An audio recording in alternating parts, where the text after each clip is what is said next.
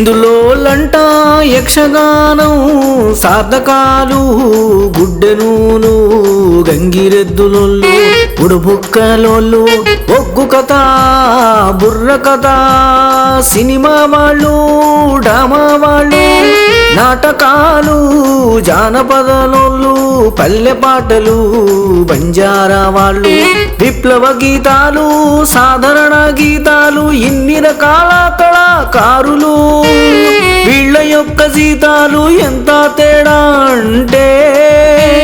cinema కళాకారుడికి 300 కోట్లయితే మిగతా వాళ్లకు ముష్టి ఆదాయం సావకుండా బతకకుండా అందరి హావభావాలు అందరి నవరసాలు ఒకటే కదా మరి ఈ తేడా ఎందుకు పాట పాటి మచ్చన్న వెంకట్రెడ్డి జీతాల తేడాలను తప్పక సమరిస్తాడు ఇంగ్లీష్ కళాకారులైతే 1000 కోట్ల జీతాలు ఈ సామ్రాజ్యవాదానికి పెట్టుబడిదారీ వ్యవస్థకు నిదర్శనం కార్పొరేషన్ కంపెనీలు వచ్చి పేదలకు పని లేకుండా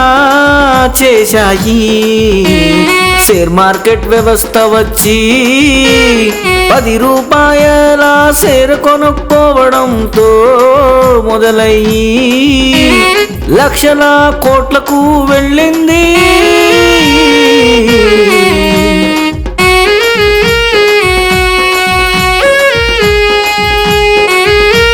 స్టాక్ ఎక్స్చేంజ్లంట షేర్ మార్కెట్ పెట్టుబడులంట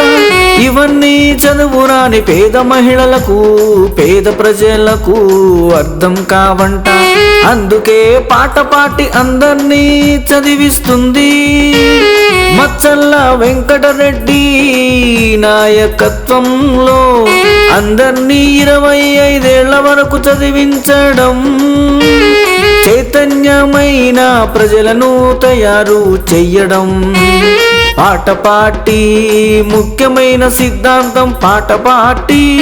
అధికారానికే మీ ఓటు నెలకు 30,000 జీతానికే మీ ఓటు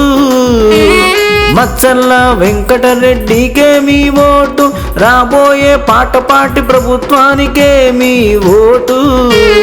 పని లేని వాళ్ళందరికీ పని దొరికేంత వరకు నెలకు 30,000 జీతానికే మీ ఓటు